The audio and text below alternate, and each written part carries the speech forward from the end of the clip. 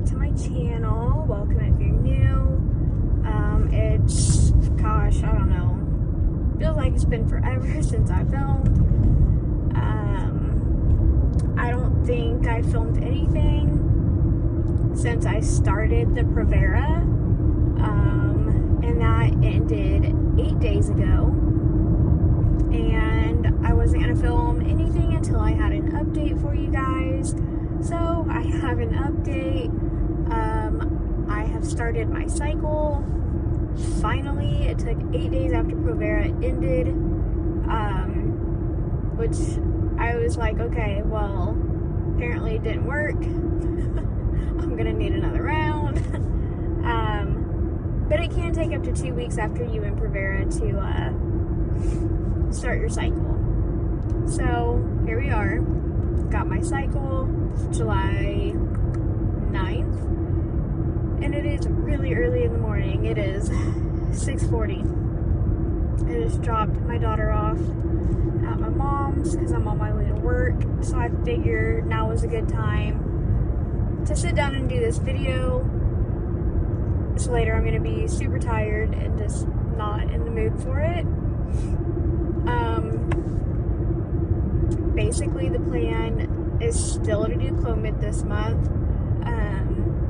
My insurance won't kick in yet, and my insurance will kick in by the 1st of August.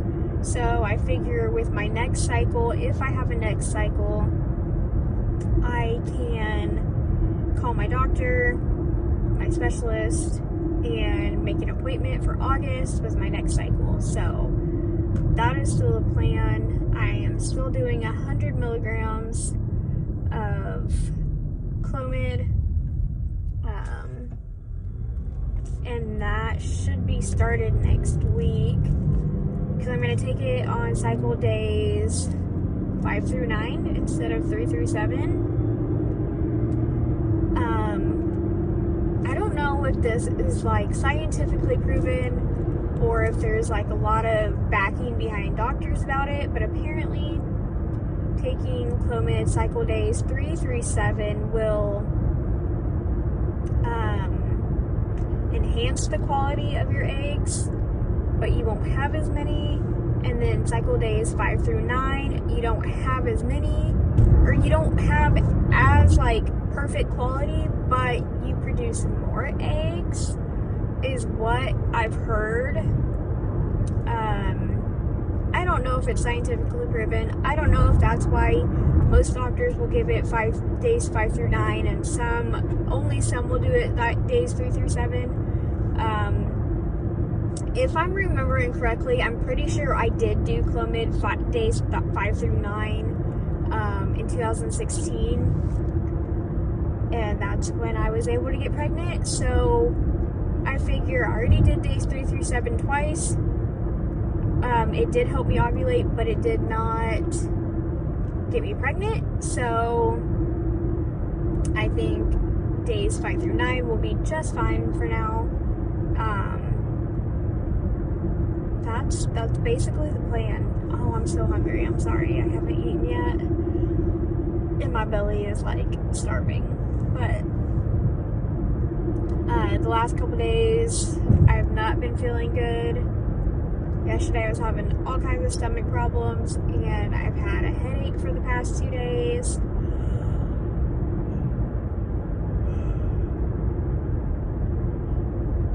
Just really tired.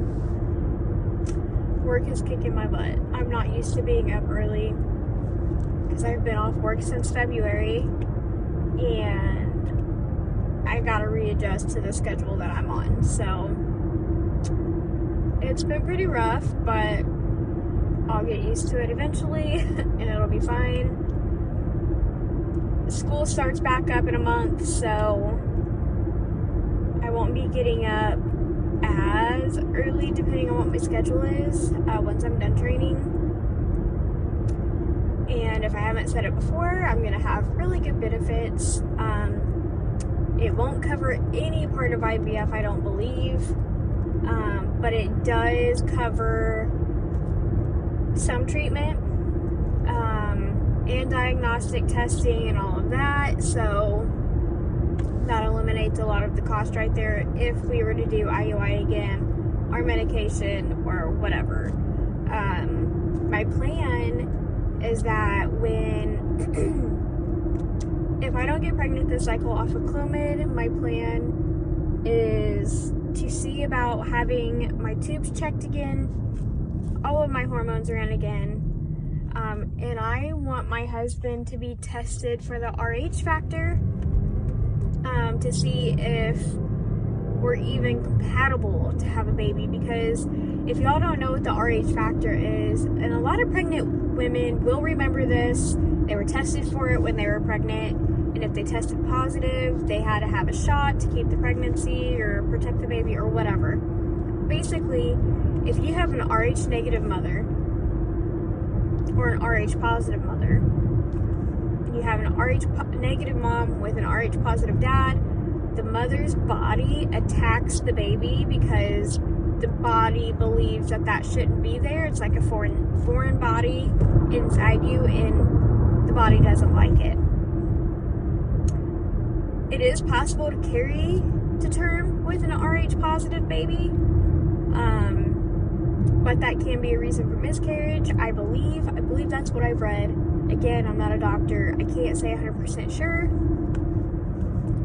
But since my husband and I have not been successful in carrying to term, I just want to cover the bases, and I don't believe he's ever been tested for the RH factor. So that's kind of where we're at. I'm sure they're going to do another sperm analysis on him, which I'm sure will be fine. They were perfect a couple years ago. I know things can change, but I highly doubt it's him. I'm sure it is just me. But that's the plan, guys. Nothing is set in stone yet. I will call my specialist today when I go on lunch. We're like, hey, started my cycle. Here's my plan. This is what we're gonna do. And I'm sure they're gonna be perfectly fine with what I choose. So that's where we're at. I will update on Instagram about my Clomid cycle, and I'll probably make a video at the end of the Clomid cycle, so that way I can tell you guys about my symptoms, how I'm feeling, and of course I will do videos with ovulation and pregnancy. Here's where it gets a little bit tricky for me though. I am not wanting to do a home pregnancy test just because I got six false positives on the T Blue Dye brand just in June. I'm not wanting to do any home pregnancy tests because, y'all, it's a roller coaster of emotions when you get a positive test, and everybody can see that it's positive, but it's not real. It is so just, it's heart crushing, it is irritating, and it makes you angry. I feel like these pregnancy test companies literally do this on purpose so you'll buy more of their product. Because how else are they going to make money if they're not messing up tests so you'll buy more? Not happy with it, very irritated. Still really don't like First Response because it's always got that white line on there. Even before you take the test, there is a white line, and it pisses me off. So I think what I'm going to do when I get, I don't know, when I get to the day of my expected period, I might just call up my specialist and say, hey, can I do a blood pregnancy test because I no longer test home test and I just want to be safe. And I'm sure they'll let me because they know what's been going on. So that's kind of where we're at. And I do know it's not a chemical pregnancy that happened. I would have been bleeding a long time ago. I wouldn't have been 64 days late on my period. So it's definitely all false, all false positives, and I even got another false positive like last week, so I just wanted to test and see like were these really false positives or what was going on. Oh yeah, false positives. Those tests, do not recommend. We'll never take them again. But that's it, guys. That's what I got going on. That's the plan. That's where we're at. Don't have any other good updates for you guys other than we're finally on the right track, and hopefully we'll have a baby next year. Fingers crossed. We have a baby. I have a really strong feeling that our next pregnancy will be twins. So yeah, guys, I got the sun in my eyes now, so I'm gonna end this video because I'm not gonna be able to see hardly. So I will update you all next week, and I'll talk to you later.